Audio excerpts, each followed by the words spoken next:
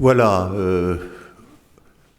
on peut dire très en gros et très simplement, pour commencer, que je définirais le marxisme académique comme une interprétation du marxisme, soit de type épistémologique, soit de type idéologique ou philosophique. Alors dans tous les cas, une existence du marxisme qu'on pourrait séparer du projet de l'action politique.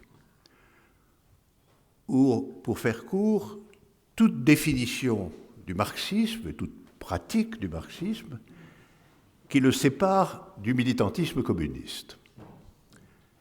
Soit parce qu'il en fait une science dont le domaine est fixé, soit parce qu'il en fait, au contraire, simplement une représentation générale, un courant de pensée parmi d'autres. Mais sur cette question difficile, à vrai dire, il faut sans doute partir de plus loin. Je partirai d'une anecdote. Lors d'une conférence sur le communisme qui se tenait à Berlin, le camarade Tony Negri a énoncé que certains, mais le plus certain de ces certains était évidemment moi-même, essayaient d'être communistes sans être marxistes. À quoi j'ai répondu, lorsque ce fut mon tour de parler, que certains pensaient pouvoir être marxistes sans être communistes et que c'était pire. Alors, on voit bien que dans cette polémique, après tout un peu théâtrale, le point d'indistinction est, en un certain sens, dans les deux notions. Alors, disons brièvement, avant d'y revenir, que, à mon sens, le cœur du problème tient dans la relation entre marxisme et communisme. Alors, on peut sans aucun doute aisément parler aujourd'hui, notamment si on a pratiqué les universités américaines, d'un marxisme académique qui est clairement traité comme une mixture de sociologie et d'économie politique. Il y a aussi, par ailleurs, ne l'oublions pas, ce qu'on pourrait appeler un marxisme contestataire, un marxisme révolté, qui parle de lutte et de classe, mais qui, cependant, refuse en un certain sens le marxisme comme lieu des idées et qui prétend faire l'économie aussi de l'existence d'organisations explicitement communistes. Alors, quels sont les chemins de ce marxisme académique contemporain? On peut naturellement soutenir, c'est un point important, que le marxisme est une science. Ce fut l'un des aspects de la tentative d'Althusser, mais de beaucoup d'autres aussi avant et après lui, et je pense que cette tentative, le marxisme, au fond, est une science économique et sociale. Cette tentative remonte en réalité à la social-démocratie allemande de la fin du XIXe siècle. C'est là qu'elle a réellement pris son envol. Alors on posera immédiatement une science de quoi exactement? Quel est l'objet du marxisme supposé une science? L'idée la plus banale, c'est que le marxisme serait une science révolutionnaire de l'économie, opposée au libéralisme classique, et qu'en ce sens, le cœur de la pensée marxiste serait l'édifice analytique, critique et dialectique en même temps, représenté notamment par le capital. Alors, nous sommes encore à un niveau très abstrait de cette discussion, mais je pense que cette thèse banale, selon laquelle le marxisme est d'abord et avant tout une théorie de l'économie opposée dialectiquement à l'économie libérale, je pense que cette thèse présente deux difficultés. D'abord, une bien connue, c'est que, je le rappelle, vous le savez évidemment tous, le sous-titre du Capital est « Critique de l'économie politique ». Ça ne se présente donc pas à proprement parler comme une nouvelle science de l'économie, mais plutôt comme une critique créatrice, mais fortement marquée de négativité, du dispositif de l'économie politique anglaise, le dispositif de Smith ou de Ricardo, et de quelques autres. Ensuite, il me semble, et cette objection est plus sérieuse, il me semble que le système général des idées vraies ou des idées opératoires qui constituent le marxisme puisse être déduit de l'économie ou même d'une critique de l'économie. Alors je pense, c'est un peu une parenthèse, je pense sur ce point à une méditation contenue dans le texte de Mao Zedong, permettez-moi de citer ce nom propre, d'où viennent les idées justes. Est-ce que les idées justes, demande Mao, procèdent en définitive de l'économie considérée comme une science? Et Mao rappelle, c'est très connu, que selon lui, les idées justes, y compris les idées justes en politique, ont en réalité trois sources bien différentes. Premièrement, la lutte pour la production, située dans le rapport dialectique entre l'homme et la nature, tel qu'il est organisé par les rapports de production. Deuxièmement, la lutte des classes, dans le champ de la contradiction politique générée par l'organisation de la production. Et troisièmement, ce que Mao appelle l'expérimentation scientifique. Donc, en réalité, production, lutte des classes, expérimentation, cette troisième source occupe une position singulière d'excentrement par rapport aux deux autres. Cela rappelle d'ailleurs un texte tout à fait frappant où Lénine affirme que, je le cite, « en un certain sens, le progrès scientifique et technique est au-dessus des classes ». L'expérimentation scientifique, de ce point de vue-là, est dans une indépendance relative par rapport au système d'appropriation des rapports sociaux qui l'environnent. Et l'activité scientifique, à mon sens, n'est réductible ni aux résultats pratiques de ce qui se joue dans les rapports de production, ni à la lutte des classes, et du coup, on ne voit pas comment le marxisme pourrait être réduit à une nouvelle science de l'économie. Alors, l'autre hypothèse en vogue dans tout le marxisme académique, c'est que le marxisme proposerait une science de l'histoire, ce qui n'est pas immédiatement la même chose. Même si l'économie est en position d'infrastructure, il n'en reste pas moins qu'une science de l'histoire est une donnée plus complexe, plus déployée. On parlera alors, comme vous savez, de matérialisme historique. C'est le nom canonique. Et on sera tenté de dire que le marxisme, en tout cas dans un premier temps, est le matérialisme historique, ou un matérialisme historique, et c'est là une interprétation sans doute dominante, en fait, de façon cursive, comme ça, ou dans l'opinion, du mot marxisme, un matérialisme historique. Alors, je voudrais remarquer que telle n'était pas exactement tout à fait la position d'Althusser. Il disait plutôt, le marxisme, c'est une science et une philosophie.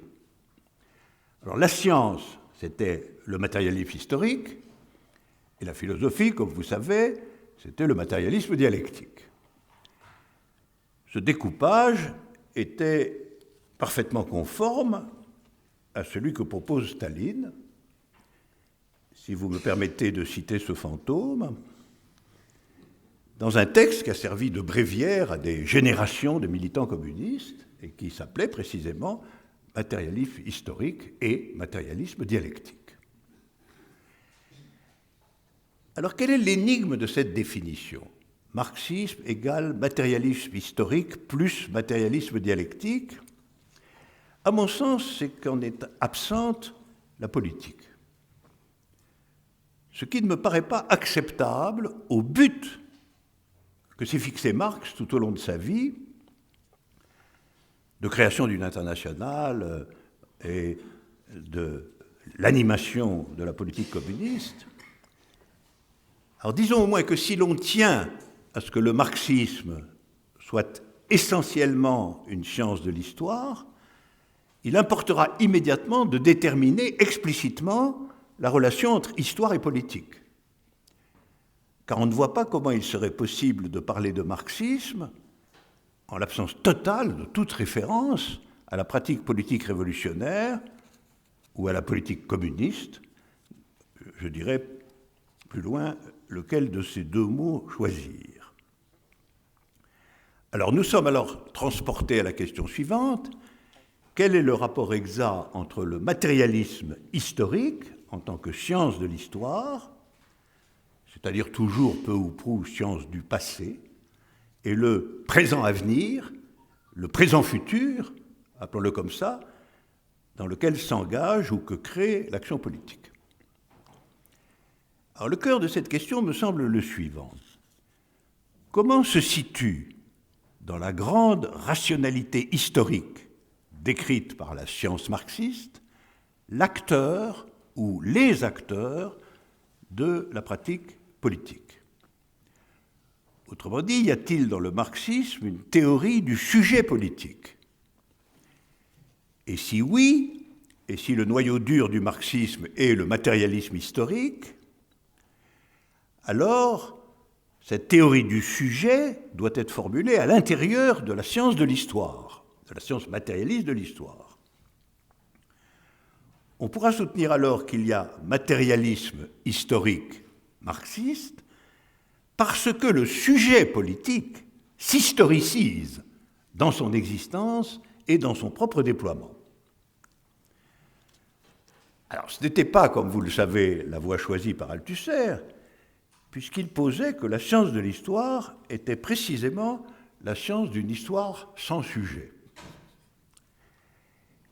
Ce qui revenait à exclure explicitement la figure du sujet politique, et en définitive, en un certain sens, la politique elle-même, du champ désigné par le marxisme en tant que science de l'histoire ou matérialisme historique.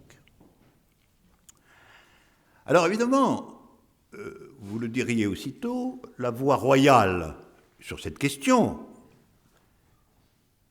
très subtile d'une certaine manière, quelle place le matérialisme historique fait exactement à la politique en tant que conscience d'elle-même, la voie royale est de considérer que dans le marxisme, les acteurs principaux du champ politique sont réductibles aux classes sociales, et donc à des acteurs historiques et sociaux, qui ne sont pas nécessairement des sujets.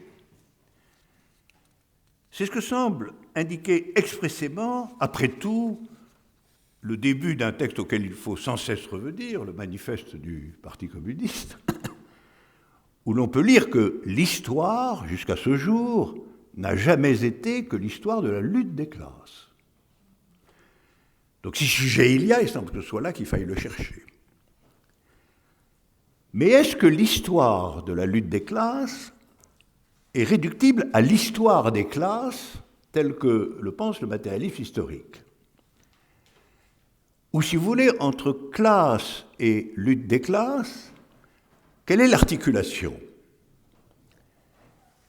Et dès lors que le programme marxiste est tout de même de créer une politique, la politique communiste, dans laquelle ce sera de façon consciente que la politique est l'organisation d'une lutte des classes, peut-on faire l'économie d'une subjectivation de classe, et non pas seulement de sa description historico-objective?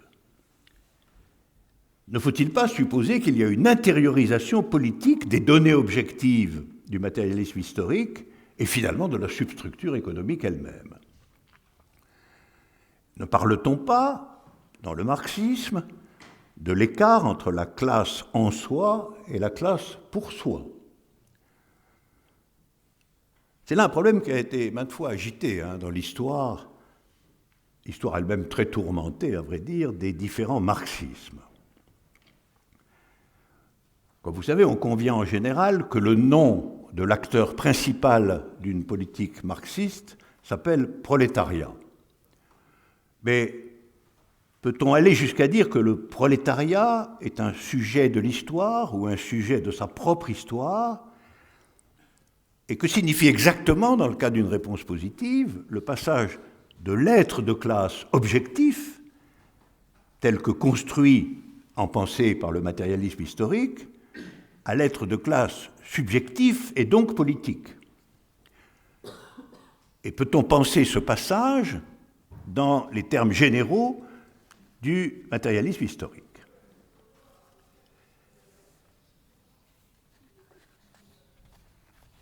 Je voudrais, sur ce point, faire encore une sorte de parenthèse concernant Mao.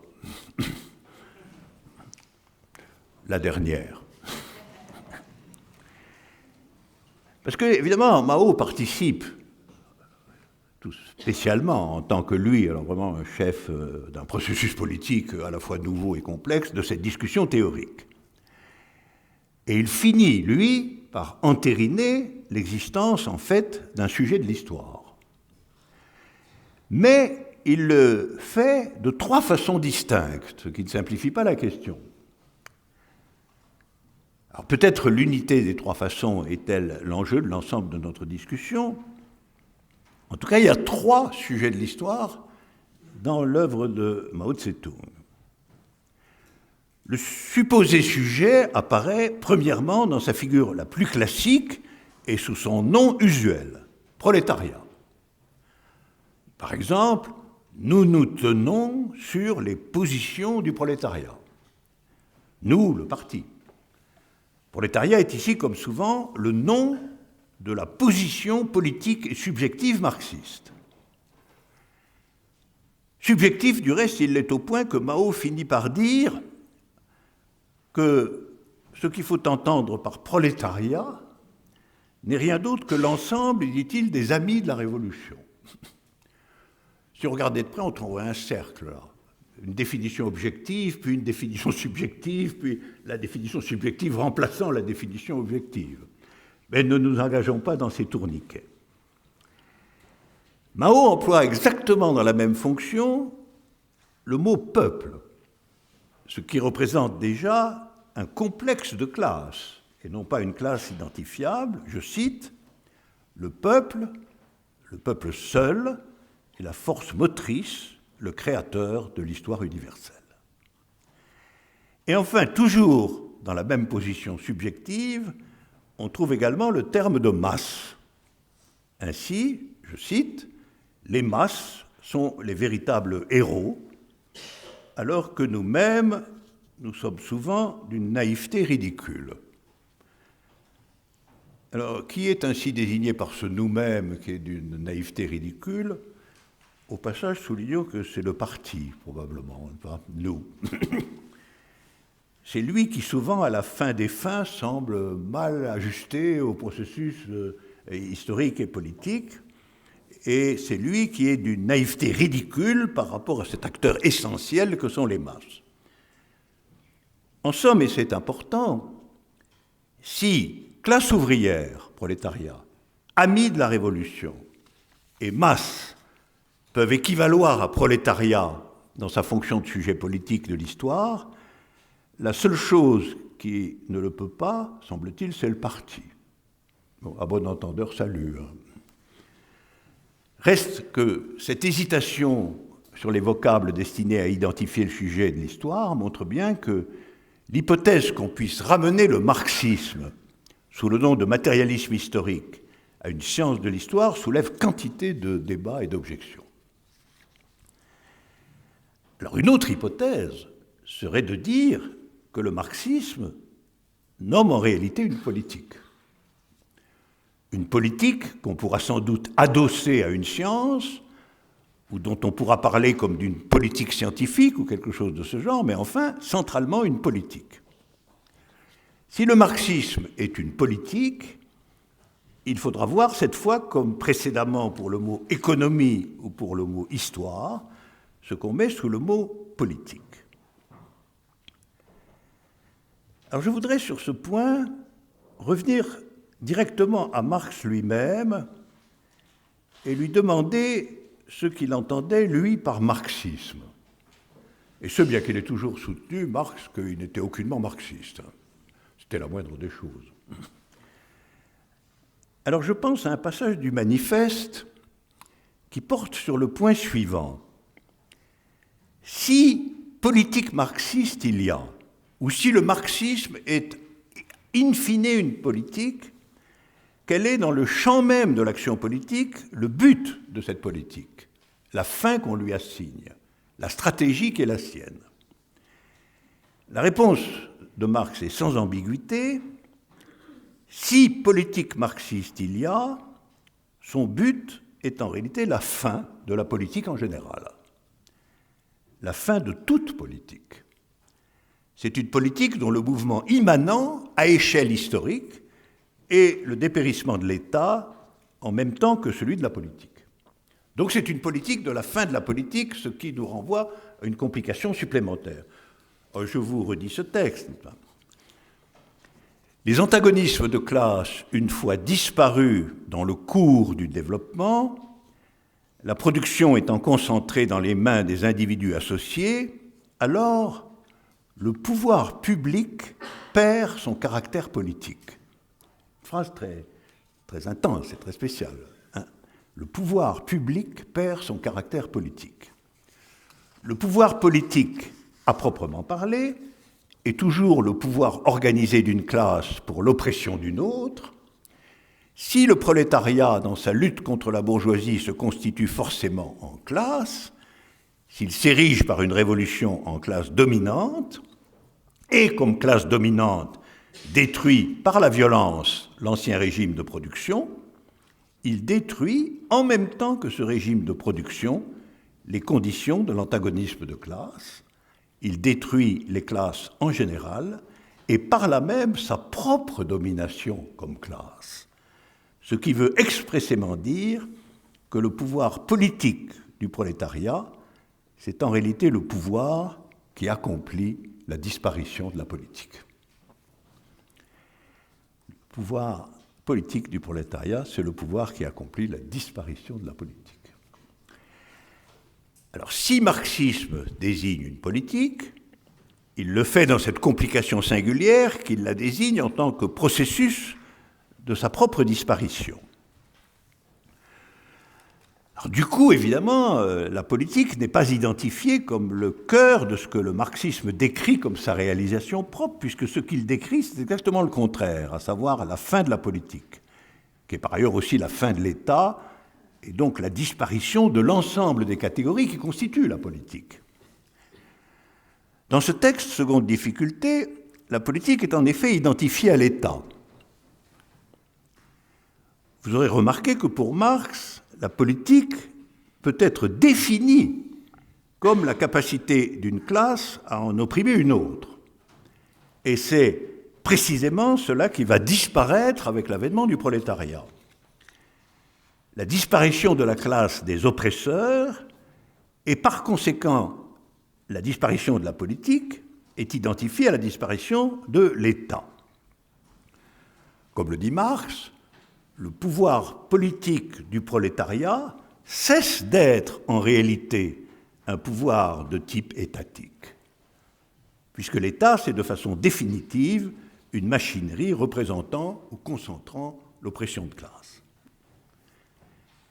Alors de ce point de vue, on peut se demander si le mot marxisme enveloppe réellement de bout en bout la réduction de la politique à l'existence ou à l'exercice d'un pouvoir d'État.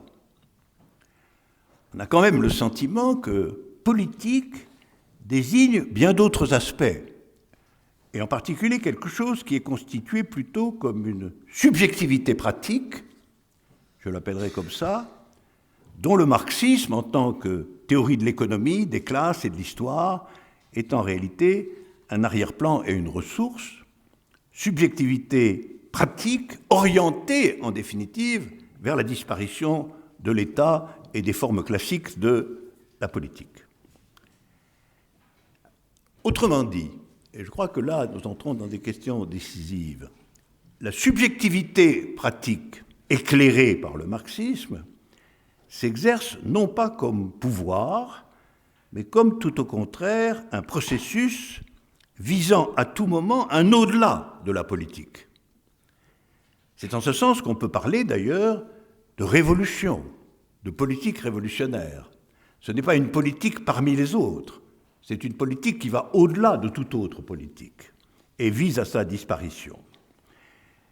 Et il est clair que les conséquences et le déploiement de ce qui est appelé révolution, dès lors, doivent normalement, selon Marx lui-même, travailler immédiatement à l'auto-liquidation de la politique, voire même de la révolution, en tant qu'elle est encore dans sa négativité, comme par exemple la négativité de la dictature du prolétariat, une figure étatique. Alors toutes ces difficultés concernant politique éclairée par le marxisme ont été souvent abordées dans l'histoire des politiques marxistes, et c'est en fait, il faut le dire, la question sans doute fondamentale du rapport entre marxisme et communisme, rapport qui va nous servir de guide dans tout le reste. Si le marxisme se laisse décrire comme une politique, et si une politique est en réalité, pour son sujet classique, le prolétariat, la conquête et l'exercice dictatorial du pouvoir en vue d'imposer les fins qu'il poursuit, il y aura inévitablement une tension contradictoire, parfois, entre marxisme et communisme, car le communisme est, dans son essence, une organisation non étatique de la société. Alors c'est un problème qui pose la question de savoir de quoi se tisse et se constitue une subjectivité politique qui n'est pas étatique. Voilà, à mon avis, le noyau dur de la question. Subjectivité politique qui n'est pas étatique. Et c'est une question dramatique dans l'histoire réelle, parce qu'elle est toujours surdéterminée par l'urgence du conflit entre visée communiste et nécessité de l'État. Cette tension s'est réalisée dans l'histoire, vous savez comment, comme la tension ou la différence entre socialisme et communisme dans la littérature classique, puisque vous le savez, les États post-révolutionnaires, dirigés par des partis communistes, se sont régulièrement nommés des États socialistes. C'est qu'il était de toute évidence complètement impossible de les nommer des États communistes, car, on ne saurait le souligner assez, État communiste, c'est une expression contradictoire. On a donc proposé une solution qui consistait à dire que l'État socialiste était une figure de transition, afin d'achever la ruine des États de classe et de créer ainsi les conditions du communisme qui, lui, mettait fin à l'État. Alors, je conclurai de tout cela que dans l'état actuel de la question, avec le bilan de l'histoire, et pas seulement les textes, on peut dire que le mot marxisme ne coïncide pas exactement avec une définition de la politique. Il en constitue ce que je dirais un arrière-plan analytique. Il en est un instrument fondamental de pensée, de détermination, de connaissance des situations concrètes, mais en tant que processus pratique et organisé, la politique se définit sur un autre plan. Et de fait, c'est généralement pourquoi on a parlé non pas de politique marxiste, mais soit de politique révolutionnaire ou de politique communiste. Alors sur ce point, on pourrait ouvrir un vaste débat que je ne ferai pas ici, dont le cœur serait de revenir une fois de plus les leçons tirées par Marx de la Commune de Paris et le rebondissement de tout cela dans la méditation de Lénine, l'État et la Révolution. On laissera ces grands classiques de côté pour l'instant. Mais de tout ce que je viens de dire, résulte, à mon avis, que le marxisme n'est identifiable ni à une science de l'économie, ni à une science de l'histoire, ni à la politique révolutionnaire. Il ne peut être ni une discipline académique, de type scientifique ou idéologique, ni une simple armature idéologique situé à l'arrière-plan d'une révolte. L'interprétation qu'il identifie à une science de l'économie ou une science de l'histoire est probablement une interprétation droitière. Le fait qu'il ne serait qu'une armature idéologique à l'arrière-plan des révoltes serait une interprétation gauchiste, et nous aurions, comme le disait constamment Mao, à chercher l'interprétation centre-gauche. Alors, reste évidemment l'hypothèse que le marxisme, je l'ai laissé de côté, soit finalement une philosophie. Alors, c'est la question du matérialisme dialectique, et nous revenons ici à la formule complète d'Althusser et de Staline, en tant qu'il est constitué par le couple vivant et concrètement appliqué du matérialisme historique et du matérialisme dialectique, le marxisme serait l'addition dialectique d'une science et d'une philosophie. Alors nous avons parlé de la science, parlons un peu de l'idée que le marxisme est une philosophie. Alors au niveau le plus abstrait, ce serait une métamorphose matérialiste du dispositif philosophique de Hegel, comme vous le savez. Le marxisme, en tant que philosophie, replacerait la dialectique hegelienne dans des coordonnées matérialistes, accomplissant ainsi une désidéalisation de cette dialectique. C'est ce qui a été appelé par Marx lui-même, vous le savez, un renversement de la dialectique hegelienne. Et comme le disait Marx, avec cette espèce de jovialité de Marx qu'il a de temps en temps, il disait « Une fois que Hegel a été renversé, on peut lui trouver une très bonne mine. » La très bonne mine de Hegel, c'est quelque chose qui me plaît. Alors la grande difficulté vient, je crois, de ce que, en dépit de la coquetterie métaphorique de la bonne mine de Hegel, c'est renverser qui compte, malgré tout. Alors Marx entretient à la philosophie de façon explicite un rapport qui est un rapport de discontinuité et non pas un simple rapport de retournement ou de renversement.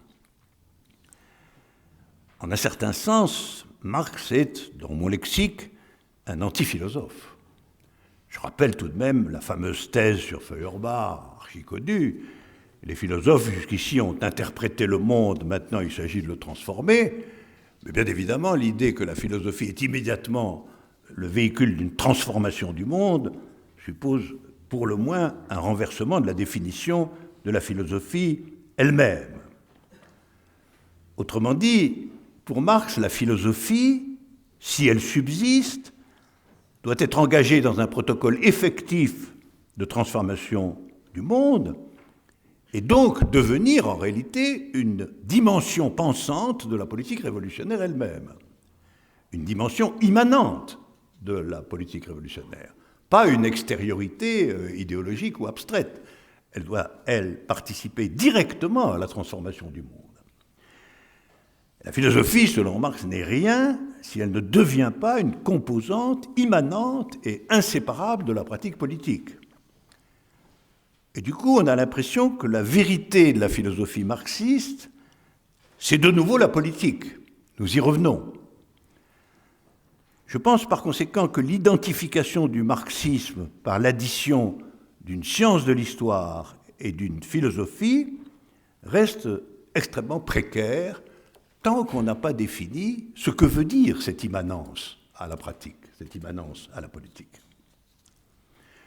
Alors je pourrais m'arrêter là, ce serait une première étape, en disant que, ne sachant où loger finalement le marxisme dans mes catégories, ni la science, ni une nouvelle économie, ni une philosophie, ni une théorie du sujet politique, je vais donner raison à Négri et je vais tenter d'être communiste sans être marxiste.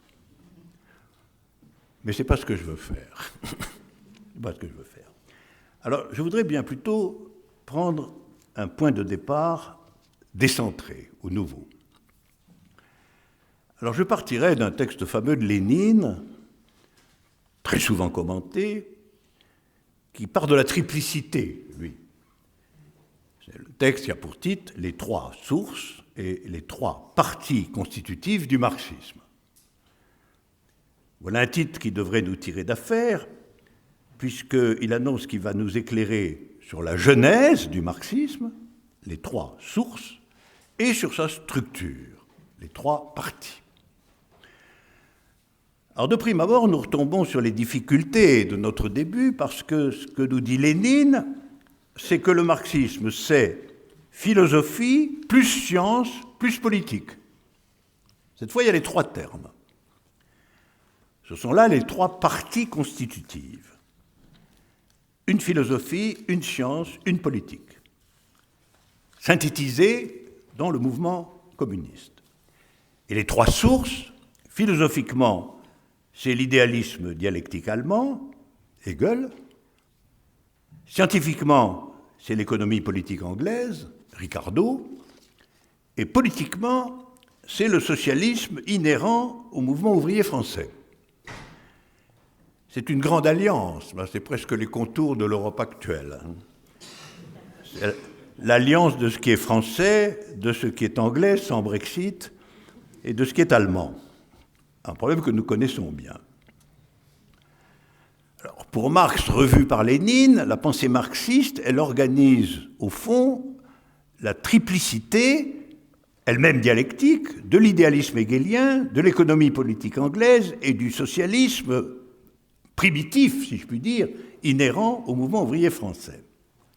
Et le marxisme serait donc l'unité de trois termes de provenance distincte, une philosophie, une science et une politique. Il y a trois termes cette fois, et non pas deux. C'est le principal déplacement, en réalité, que Lénine introduit dans cette approche de la définition du marxisme.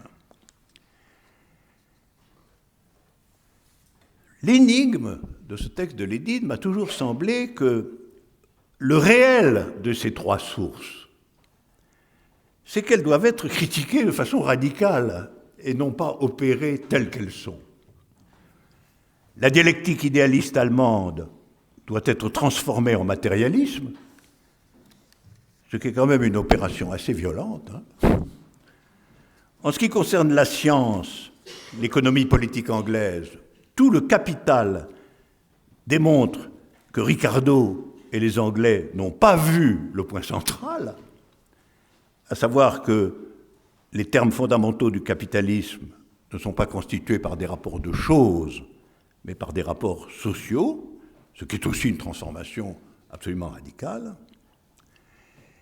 Et le socialisme inhérent au mouvement ouvrier français va être complètement démantelé à partir de l'opposition entre communisme scientifique et communisme utopique. On va montrer qu'en réalité, le socialisme du mouvement ouvrier français est pour l'essentiel une chanson petite bourgeoise tout à fait inoffensive, ce qui ressort de la manière dont aussi bien Fourier que Proudhon sont traités par Marx, à savoir quand même comme des chiens crevés. Alors, finalement, les fameuses sources du marxisme ne sont telles que pour autant qu'on en a finalement entièrement changé l'eau. Et que c'est dans l'envers d'elle-même qu'elle constitue des sources et non pas en tant que telle. C'est le premier grand problème. Le deuxième problème porte sur la question de l'unité de ces trois sources.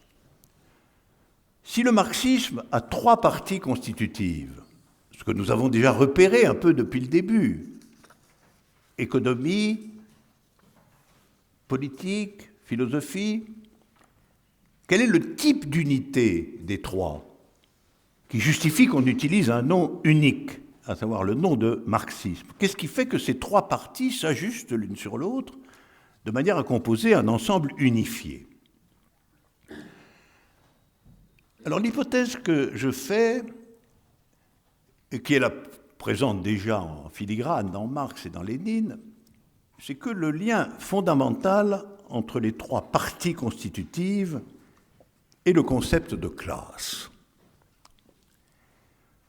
On est tenté de dire qu'en définitive, marxisme désigne la puissance de la catégorie de classe comme catégorie à la fois transversale, éclairant aussi bien la philosophie comme matérialiste, la science comme dialectique de l'économie et la politique comme communiste, donc transversale et centrale, et constituant l'unité des trois termes. Mais attention, que la catégorie de classe soit absolument centrale dans le marxisme, ce qui est peut-être une évidence, ne doit pas être rabattue sur une des parties constitutives, si c'est la catégorie qui est censée traverser, unir, relier entre elles les trois composantes de l'apport créateur du marxisme. En particulier, et c'est une erreur souvent commise, le concept de classe ne peut pas être considéré comme un concept inhérent à la science de l'histoire, au matérialisme historique, en tant qu'il définirait l'apport créateur du marxisme. Marx a dit expressément le contraire. Et il faut sans cesse le rappeler. Pour Marx, les historiens réactionnaires français ont inventé le concept de classe et ont parfaitement vu que le moteur de l'histoire était la lutte des classes. Ce point, affirme Marx, n'est nullement une invention de Marx. Et il faut l'entendre. On le trouve déjà explicitement chez, par exemple, Guizot, historien français qui fut un des hommes politiques les plus typiques de la bourgeoisie installée et qui ne visait certainement pas à fonder la dictature du prolétariat, car quand il voyait quelque chose de prolétarien, il tirait dessus. C'est Guido, notamment, qui, ayant constaté que les classes et la lutte des classes étaient le cœur de l'histoire d'un pays, en avait tiré l'impératif, à ses yeux, le plus important pour tout le monde, enrichissez-vous. Il avait donc une conception très définie de la lutte des classes, qui était que soit partout rendu possible, dans les conditions éventuellement les plus sauvages, la maxime enrichissez-vous. Ce qui sous-entend, comme on le sait, que ceux qui ne s'enrichissent pas sont des losers et qui n'ont qu'à rester sur leur paillasse. En conséquence, vous voyez, l'apport du marxisme à la pensée révolutionnaire moderne ne peut pas être la nature de classe des différents niveaux de l'action humaine, mais plutôt la façon dont cette nature de classe transforme les niveaux eux-mêmes. Alors posons donc la question aux trois niveaux. Qu'est-ce que le marxisme transforme de la dialectique allemande, de l'économie politique anglaise et du mouvement ouvrier français qui lui permet d'unifier ces trois termes et ces trois sources? On peut d'abord soutenir, et ça je crois que c'est un point important, qu'il y a une définition philosophique du prolétariat comme classe universelle. En somme, classe est présent au niveau du prolétariat, non pas à l'extérieur, mais à l'intérieur de la détermination philosophique du renversement de l'idéalisme en matérialisme. Le prolétariat est conçu sur le modèle de la négativité hegelienne. Il remplace la négativité hegelienne, mais de façon affirmative. Le prolétariat, ce n'est pas simplement un terme des contradictions sociales du moment, il est la classe porteuse de l'avenir, en tant précisément qu'il n'a plus rien à perdre.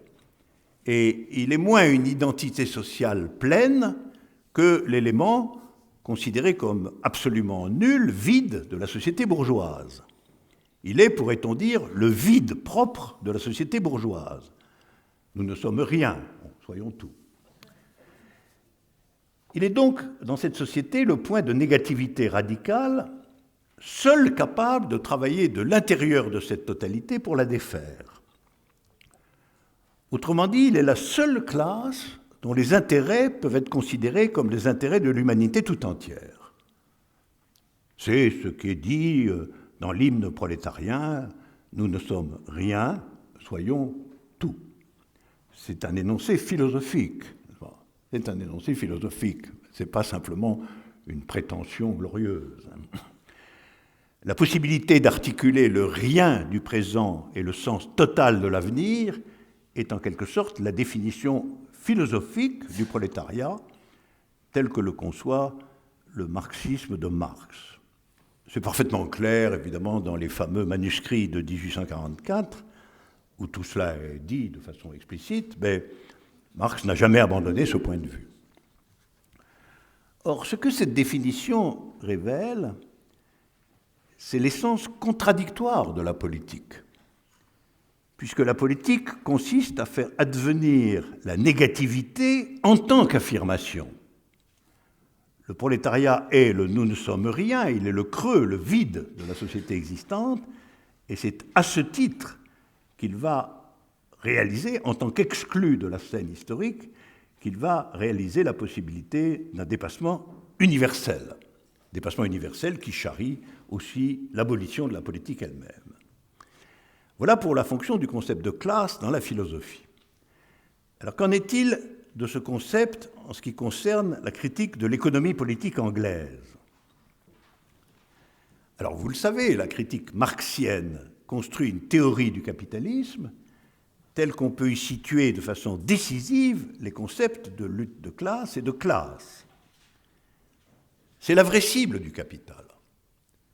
On l'a perdu de vue parce que le capital est inachevé. Le capital devait se poursuivre et s'achever par une considération exhaustive sur ce que c'est qu'une classe sociale et finalement le prolétariat, et non pas simplement dans la théorie générale des structures de l'organisation capitaliste. Il a été interrompu au niveau du livre 2 par la mort de Marx, et ensuite, même si l'on va jusqu'au livre 3, mis en forme par Engels, on constate que n'a pas encore été traité de façon décisive les concepts de classe, de lutte de classe et de prolétariat, alors que c'était l'objectif véritable de Marx. Au fond, le renversement de l'économie politique anglaise de Ricardo était la mise en perspective scientifique des concepts de classe, de lutte de classe et de prolétariat, même si cela n'a pas été achevé dans le cadre de l'analyse du capital comme tel. Et enfin, quelle est la fonction de classe dans la politique ? Eh bien, la politique va être naturellement définie comme une politique de classe. Elle va se présenter elle-même, se penser elle-même comme une politique de classe révolutionnaire ou prolétarienne ou communiste, selon les mots qu'on choisit. Alors, il est donc certain que le concept de classe traverse les trois sources et les trois parties constitutives du marxisme et qu'il est ce autour de quoi s'organise la pensée marxiste dans la totalité de ses dimensions. On est donc en droit de dire que le concept qui crée l'unité potentielle du marxisme, c'est bien le concept de classe. Il s'agit naturellement du concept dans sa signification nouvelle que lui a donnée Marx et qu'il a disposé, placé de telle sorte qu'il fonctionne comme une sorte de nœud dialectique de l'ensemble des trois parties constitutives, philosophie, économie, politique, de ce que nous appelons le marxisme.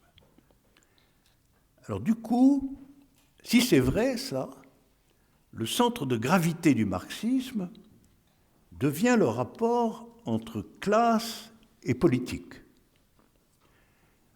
En effet, la définition spéculative de la classe et le placement de ce concept dans l'analyse des rapports sociaux de production doivent être injectés dans la discussion et l'orientation politique et ainsi animés, mis en mouvement, avec pour objectif la nécessité de transformer le monde au lieu seulement de l'interpréter.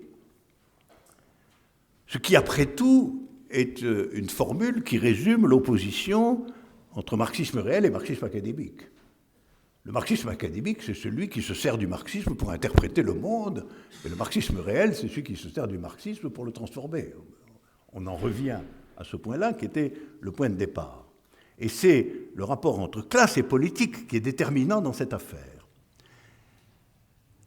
Il y a un texte de Lénine, toujours dans les trois sources, qui formule cela de façon, comme toujours, forte et pertinente. Je vous le lis. Les hommes ont toujours été et seront toujours, en politique, les dupes naïves des autres et d'eux-mêmes, tant qu'ils n'auront pas appris, derrière les phrases, les déclarations et les promesses, morales, religieuses, politiques et sociales, à discerner les intérêts de telle ou telle classe. Les partisans des réformes et améliorations seront dupés par les défenseurs du vieil ordre de choses aussi longtemps qu'ils n'auront pas compris que toute vieille institution, si barbare et pourrie qu'elle paraisse, est soutenu par les forces de telle ou telle classe dominante. Et pour briser la résistance de ces classes, il n'y a qu'un moyen: trouver dans la société qui nous entoure, puis éduquer et organiser pour la lutte les forces qui peuvent et doivent, de par leur situation sociale, devenir la force capable de balayer le vieux et de créer le nouveau. Alors, que pouvons-nous tirer de ce texte dans la question qui nous occupe? Je crois que Lénine montre très bien que la question difficile, et partant la tâche politique de la fonction critique, c'est de discerner des intérêts. C'est de discerner des intérêts à l'arrière-plan de ce qui se donne et se présente dans les situations successives. Si on ne discerne pas les intérêts qui sont en jeu dans les situations successives, on sera la dupe naïve du vieux monde. Et vous voyez bien se profiler le fait qu'en réalité, l'unité de la politique, de l'analyse économique et de la philosophie va se cristalliser dans cette capacité de percevoir en quelque sorte l'envers du décor, c'est-à-dire le système des intérêts qui meuvent réellement les apparences, et que c'est là que se réalise l'essence fondamentale du marxisme. Pour ne plus être dupés, les hommes, les acteurs historiques, ce qui veut dire les militants politiques, doivent s'employer à discerner dans la situation elle-même, avec l'aide de la science, en effet, le jeu conflictuel des intérêts, et le concept de classe est le support de ce discernement. Finalement, je pense que la politique est définie dans le marxisme par le passage de l'analytique à l'action via quelque chose qui est appelé tantôt éducation, tantôt organisation. Et dans éducation et organisation, le contenu est l'apprentissage actif, pratique, du discernement des intérêts à l'arrière-plan du décor social. Éduquer et organiser. Ce qui est central dans la politique, et donc à la fin des fins dans le marxisme, c'est cette transition entre le discernement et les conséquences agissantes et révolutionnaires du discernement, et c'est ce passage qui requiert l'organisation. L'organisation, c'est l'unité effective des ressources du discernement, des intérêts, donc un élément qui est partiellement analytique, et des conséquences agissantes de ce discernement une fois qu'on en a répandu les effets. Alors, finalement, on pourrait définir au cœur du marxisme la catégorie d'organisation comme concept clé de la politique, malgré tout. Il faudrait revenir à cette bonne vieille idée, que l'organisation, c'est bien autre chose que le rassemblement des forces, ou mettre un peu d'ordre, ou créer une discipline. L'organisation, c'est ce qui organise, comme son nom l'indique, le passage actif du discernement de ce qui est réel derrière les fictions et apparences et idéologies du jeu social aux conséquences actives et pratiques de ce discernement. Et donc, on pourrait dire, l'organisation, idéalement, est le véritable point où les différents aspects, les différentes considérations relatives à l'essence du marxisme se trouvent nouées. Alors dire que l'essence de la politique marxiste, c'est-à-dire de la politique communiste, est l'organisation, laisse évidemment en suspens la question de la forme de l'organisation. Quelle est la forme de l'organisation? Alors vous voyez apparaître que le critère de la forme de l'organisation, c'est qu'elle soit capable d'assumer en situation réelle, et ces situations réelles sont changées, à la fois la fonction éducative du discernement et la fonction active des conséquences tirées de ce discernement. Alors Lénine, comme vous le savez, en conséquence de ce que nous venons de tirer de ce qu'il dit, va proposer une forme partie pour résoudre ce problème, fortement marquée par l'idée de la distinguer de la forme allemande du Parti social-démocrate. Car il a considéré que la forme allemande du Parti social-démocrate manquait les deux objectifs. Elle était faible et ramollie dans le discernement, et encore bien plus dans les conséquences qu'elle en tirait, qui étaient d'accommodement finalement avec des situations de pouvoir transitoires et avec le jeu parlementaire. Du coup, la forme partie proposée par Lénine a été marquée, il faut le dire, par une discipline quasi militaire, et je crois la raison fondamentale était que cette discipline était entièrement tendue vers l'idée que soit enfin réalisée dans le monde réel une insurrection victorieuse. Et que ça, c'était un objectif réel tiré du bilan du XIXe siècle. Parce que ce que Lénine a vu dans le bilan du XIXe siècle, c'est que les insurrections ouvrières, quelle qu'en ait été la forme et le lieu, avaient toutes été impitoyablement écrasées. Et c'est son bilan majeur de juin 1948 ou de la Commune de Paris, avec l'idée on ne peut pas continuer comme ça. On ne peut pas articuler le discernement et les conséquences du discernement réel tel que le marxisme nous en donne les moyens avec la répétition inéluctable d'échecs sanglants et dévastateurs. Et le point premier, pour lui, c'est de concentrer le marxisme dans l'historicité concrète d'une insurrection victorieuse. Et le parti hiérarchisé et discipliné est orienté vers cette tâche. Mais de façon plus générale, on peut dire que c'est vrai que l'essence de la politique, c'est l'organisation, au sens très précis d'organisation du discernement dans sa nécessité à la fois analytique et critique et pratique. Parce que dans la mesure où le discernement a aussi des formes spontanées, il s'agit, avec l'organisation, de se saisir de ces formes, de les compléter, de les articuler, et de l'autre, de les transformer en mots d'ordre politique. Ce qui veut dire la possibilité concrète de transformer le discernement en conséquences agissantes qui vont balayer le vieux et créer le nouveau, comme le dit Lénine. Entre parenthèses, on peut confirmer que le point de Lénine était bien celui-là, puisque, à la suite de la victoire de la Révolution d'octobre, vérification malgré tout de ses analyses en un certain sens, il a dit « Eh bien, maintenant commence l'époque des révolutions victorieuses ». Et donc c'est bien la notion de victoire qui ici a été au cœur de l'organisation de la pensée léniniste, ce qui n'a pas été sans conséquences, grandement positives et négatives aussi, parce que la continuation de ce qui a eu lieu après la victoire pose probablement des problèmes d'organisation différents de la victoire elle-même. Ce n'est pas exactement la même période, mais ça c'est une autre question. Alors, il me semble qu'on peut souligner de là que ce qui s'ouvre alors, le débat central, après toute cette séquence, léniniste, stalinienne, appelez-la comme vous voulez, c'est la question de l'organisation.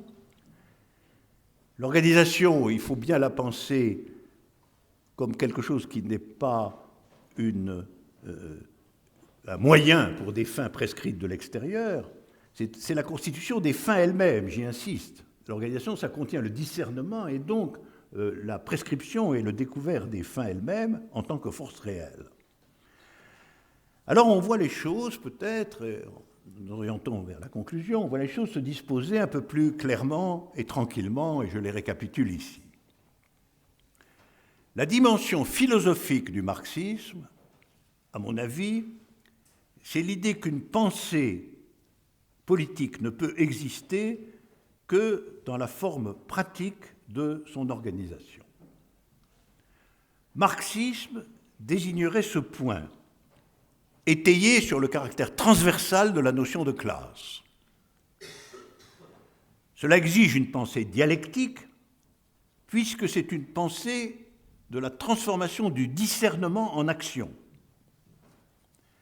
et de l'action en bouleversement radical des données du monde lui-même. La philosophie serait ainsi stabilisée dans le marxisme autour du concept d'organisation. La science le serait aussi, parce qu'évidemment, elle aiderait au discernement. Elle serait un appui majeur du discernement. La théorie générale du capital, de la société, l'analyse concrète des situations concrètes, comme disait Lénine. L'action révolutionnaire de la science, qu'on peut appeler matérialisme historique si on veut, consiste à faire que n'importe qui devienne capable de discerner les intérêts derrière ce qu'on lui raconte. Et ça, c'est une pédagogie qui doit être aussi large que possible. Discerner les intérêts derrière ce qu'on lui raconte. Discerner le jeu des intérêts derrière les fables de toutes sortes. Comme, par exemple, qu'y a-t-il derrière l'exaltation des valeurs démocratiques de la France? Je le prends au hasard. Ou encore, qu'est-ce qu'il y a derrière la nécessité d'importantes réformes du Code du travail? Ou encore, qu'est-ce qui se donne réellement derrière le droit d'ingérence pour réseau humanitaire quand on s'aperçoit qu'il se fait partout où il y a du pétrole ou des mines? Et quelques autres de la même farine. Alors ça peut être beaucoup plus spécifique, ce qu'il y a derrière les énoncés de tel directeur d'entreprise ou de tel gouvernement.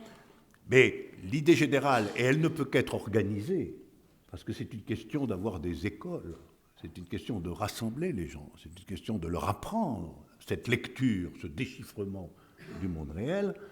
Il s'agit que chacun parvienne à discerner les intérêts en jeu et qu'il devienne possible de traiter collectivement les conséquences de ce discernement, au lieu de se laisser éparpiller ou paralyser par une reconnaissance simplement scientifique ou une critique qui serait plaintive ou vaine et par son caractère inorganisé. Et la science va intervenir, au fond, pour aider le caractère organisé du discernement. C'est comme ça que je définirais son rôle dans notre affaire. Et quant à la politique, elle va bien évidemment être le processus lui-même par lequel le discernement partagé et organisé se change en action collective, victorieuse de préférence, par le biais d'une poussée collective autour d'un mot d'ordre affirmatif construit dans la situation. Alors ce que je reconnais dans le marxisme, c'est la politique ainsi conçue, en dernier ressort. C'est-à-dire la politique en tant que figure de la construction ou de la reconstruction, car les organisations sont mortelles, comme toute chose, donc construction ou reconstruction d'une organisation qui est capable de faire passer des secteurs entiers de la société du stade du discernement au stade de l'action collective effective. Alors vous allez me dire, oui, mais est-ce que tout ça c'est présent dans Marx et que donc ça mérite d'appeler marxiste? Et je répondais, oui, je pense réellement que dans un autre langage, c'est absolument présent, et notamment dès le début, dans un passage du manifeste, où Marx se demande ce que c'est qu'un communiste, et que sont les communistes. Il faut y revenir en un temps où le mot communisme est une injure, et le mot communisme désigne des gens qui ne devraient pas exister. Et il faut autant revenir à qu'est-ce que c'est finalement. Qu'est-ce que c'est qu'un communiste? Alors, dans ce très intéressant passage, que beaucoup d'entre vous connaissent peut-être par cœur, mais raison de plus d'y revenir, Marx commence par dire, je vous le rappelle, les communistes ne se distinguent pas du mouvement ouvrier général. C'est une formule assez compliquée, mais elle veut dire ceci. Les communistes ne se distinguent pas du mouvement ouvrier général, ça veut dire que le communiste n'est pas défini a priori, comme s'il existait en extériorité au mouvement de classe général.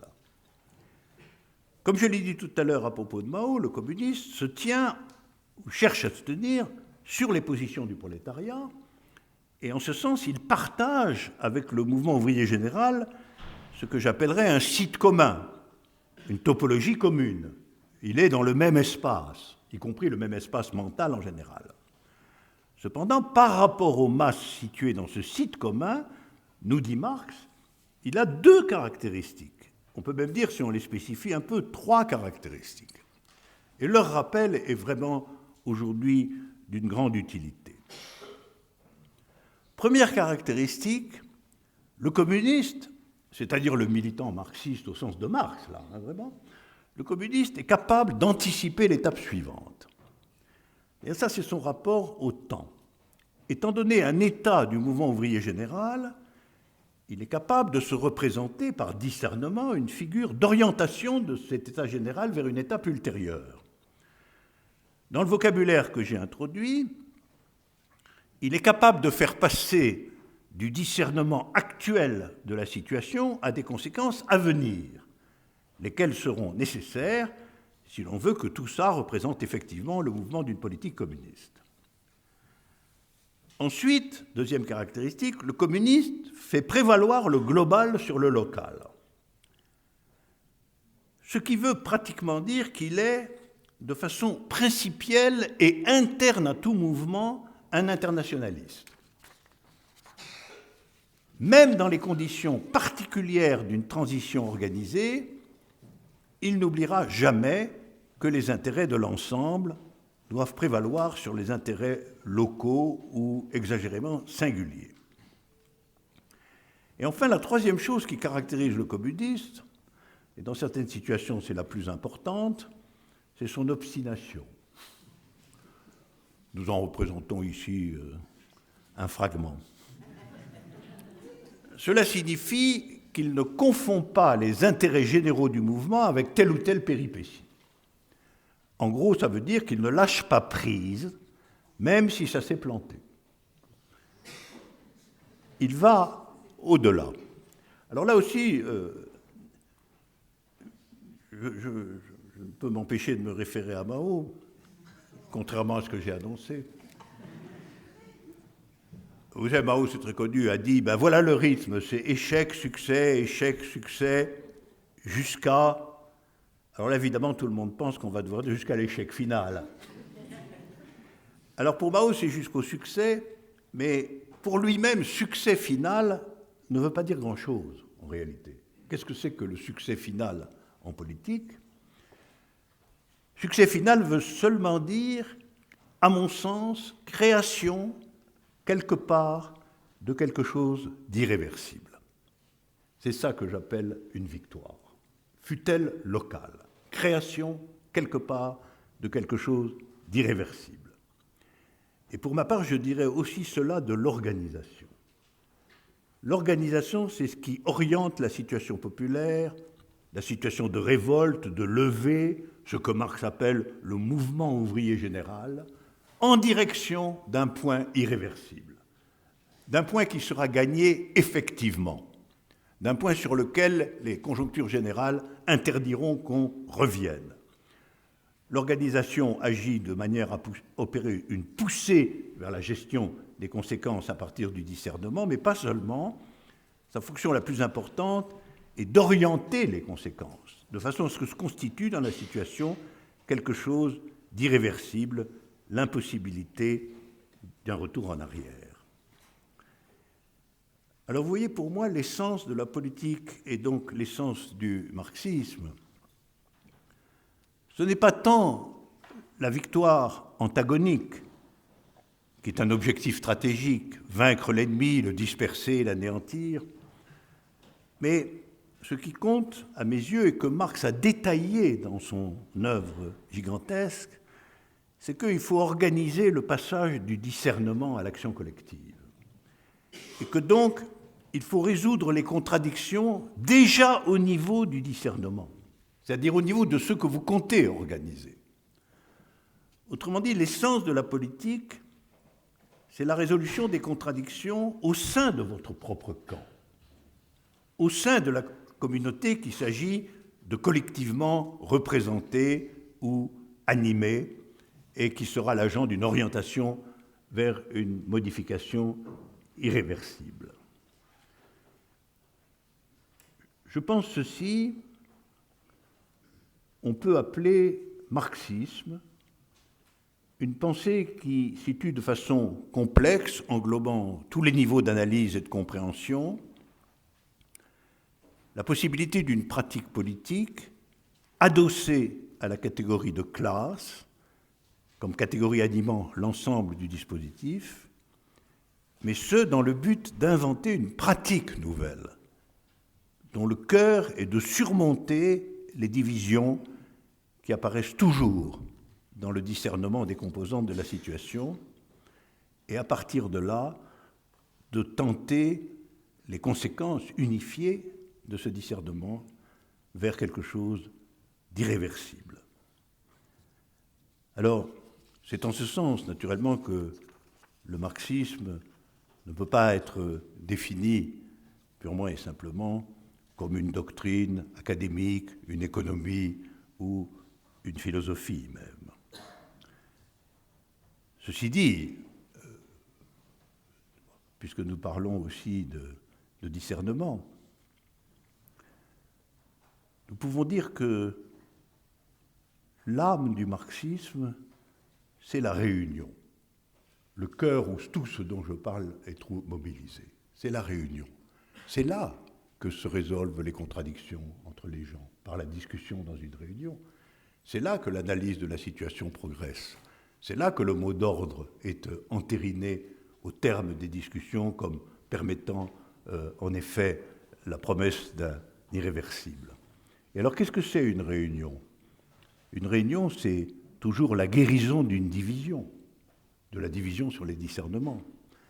Une réunion, c'est s'il se construit une unité qui n'existait pas. Ça ne consiste pas à recueillir l'accord de gens préalablement à toute discussion. Ça n'a aucun intérêt de se réunir si tout le monde est d'accord. Dans ce cas, le secrétariat suffit. Alors la réunion, je pense que c'est l'âme de la politique organisée et que c'est le lieu concret d'existence du marxisme, en réalité. C'est l'essence de classe du traitement des différents niveaux, philosophie, sciences de l'économie, politique. On va d'incontestables principes communs, on surmonte autant que faire se peut la division empirique des discernements, et on va jusqu'à des propositions extraordinairement précises concernant l'action immédiate. Et puis le lieu où tout ça se fait, où ça doit se faire, c'est dans une réunion, toujours. Toute réunion, c'est donc l'épreuve d'une figure d'alliance entre des subjectivités disparates, parce que c'est précisément l'orientation partagée entre ces subjectivités qui va constituer une nouvelle force politique dans la situation. Et donc, la réunion, c'est l'essence vivante du marxisme lui-même. C'est là qu'il existe.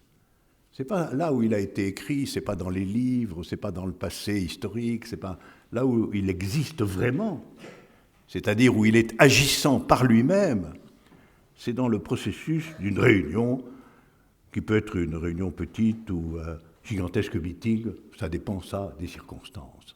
Mais c'est là que nous trouvons l'essence effective du marxisme. Au regard de tout ce qui est dit là, l'histoire du passé, nous pouvons quand même la décrire de façon différente de ce qui nous est proposé, le totalitarisme barbare, etc., etc. Je pense que l'histoire du passé a été celle d'une défaite des réunions, d'une insuffisance et d'une défaite des réunions, de la dimension, par conséquent, non pas l'échec d'une super organisation, comme on le dit toujours, le parti totalitaire, mais l'échec d'une insuffisance d'organisation, du contenu d'une organisation insuffisant au regard de ce qui est demandé aux réunions par le marxisme lui-même. Leur abandon, leur paralysie organisée. Les partis communistes, qu'ils soient au pouvoir ou non, se sont alourdis, se sont institués, n'ont plus été l'abri nécessaire à la figure vivante des réunions créatrices. Vous savez, Lénine a mesuré l'ampleur de ce désastre dès les années 20. Il faut lire les textes de Lénine des années 20. Il a vu que dans son propre pays, beaucoup de militants et de cadres devenaient des administratifs serviles. Et il a diagnostiqué que cette sclérose institutionnelle, qui le fait comparer l'État bolchevique à l'État tsariste lui-même, dans des textes foudroyants des années 20, il a vu que cela signifiait que les réunions n'étaient plus le cœur des choses, que tout rebasculait en réalité du côté du pouvoir et de l'État. Alors, marxisme, aujourd'hui, c'est donc aussi, en bilan de tout cela, c'est le nom d'une défaite. On peut l'avouer, on peut le dire. Et la modernité démocratique du capital s'est employée à fixer cette défaite, à la rendre irréversible dans l'opinion, en déclarant que le marxisme était non seulement une erreur grossière, mais une utopie criminelle. Et pour ce faire, on lui a collé, à juste titre d'ailleurs, le mot le plus maudit qui soit aux yeux de tous les réactionnaires de tous les pays et de tous les temps, le mot dont Marx disait que son spectre hantait l'Europe, à savoir le mot communisme. C'est peut-être là qu'il est devenu un spectre, un peu désincarné, un peu dessaisi de son corps actif. Alors que ces entreprises aient connu quelques succès, cette entreprise destructive, on le voit, à ce que le mot en question, communisme, n'est plus guère prononcé, encore moins justifié ou pratiqué.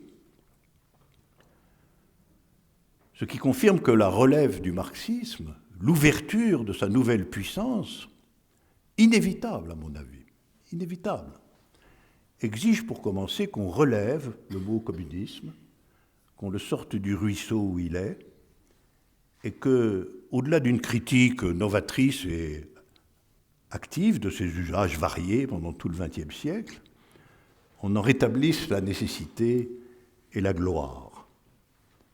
Sans le communisme et sa réhabilitation, le marxisme ne sera plus qu'une doctrine académique plus ou moins élégante. Alors cette défaite du marxisme, sa relégation académique loin du réel politique, je crois que c'est la défaite de ce qui aurait dû être son aspiration majeure. Avoir toujours pour noyau la politique communiste au sens que j'ai dit. C'est-à-dire non pas au sens d'un pouvoir d'État victorieux, mais au sens de l'opération continuée de médiation entre discernement populaire et action dans un réseau serré et constamment actif de réunions créatrices. Notre tâche actuelle, telle que moi je la vois, et beaucoup d'autres, je suis sûr, c'est qu'il faut ressusciter le marxisme en tant justement que sa disposition fondamentale demeure malgré tout une promesse inentamée.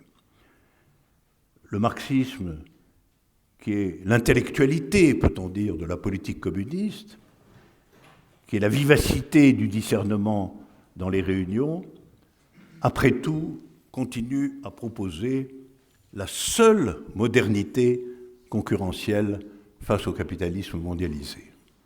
La seule, au sens strict. Il n'y en a rigoureusement aucune autre. Merci.